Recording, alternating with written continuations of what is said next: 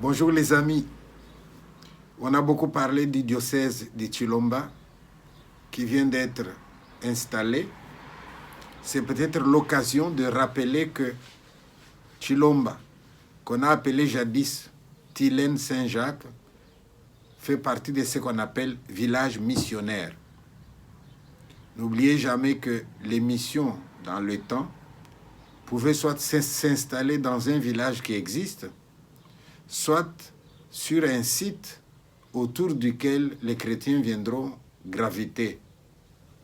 Et c'était le cas de Chilomba, où les missionnaires arrivent, trouvent un site, s'installent, construisent une mission, construisent des écoles, des centres de santé, et les gens viennent tout autour.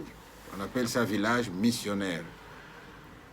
Et dans ces villages missionnaires, l'Église catholique était tout puissant, parce que s'il y avait dans le village quelqu'un qui était un malfaiteur, les curés avaient le droit de l'appeler et de lui dire, voilà mon ami, on te donne un dernier avertissement. Si tu continues à être malhonnête ou à faire souffrir les gens, nous allons te chasser du village.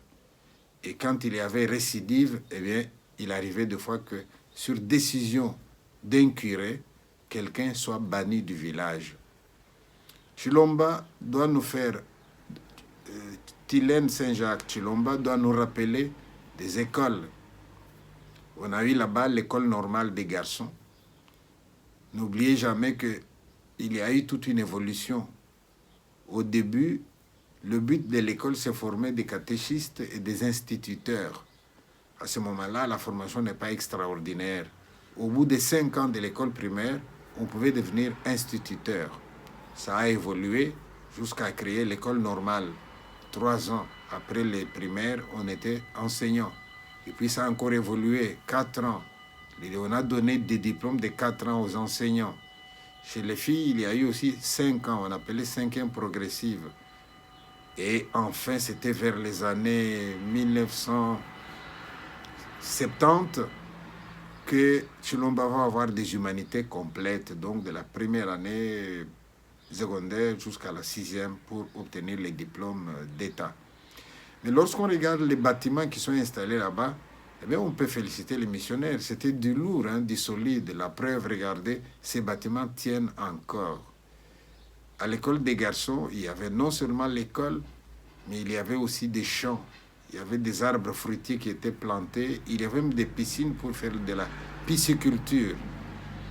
Donc aujourd'hui, quand on va visiter tous ces endroits-là, on trouve que la population est plus dense aujourd'hui, mais par rapport à ce que les gens faisaient dans le temps, il y a comme une petite régression, surtout dans le domaine de la pisciculture. Je ne pense même pas qu'on entretient les étangs. Nous pouvons donc espérer que l'installation du nouveau diocèse, la création du nouveau diocèse de Chilomba ne va pas se limiter à la fête. La fête, c'est bien, mais il va falloir maintenant que les anciens de Chilomba qui sont partis ailleurs, qu'ils puissent se souvenir de l'école où ils ont étudié, filles et garçons. Les 2 écoles sont encore là, et voir comment est-ce qu'on peut aider pour aller de l'avant, de manière telle que les diocèses et ces écoles soient comme ça, comme un centre de rayonnement, soit un centre qui donne une impulsion au développement. Voilà, bonne fête et bon souvenir à tous ceux qui sont passés par là.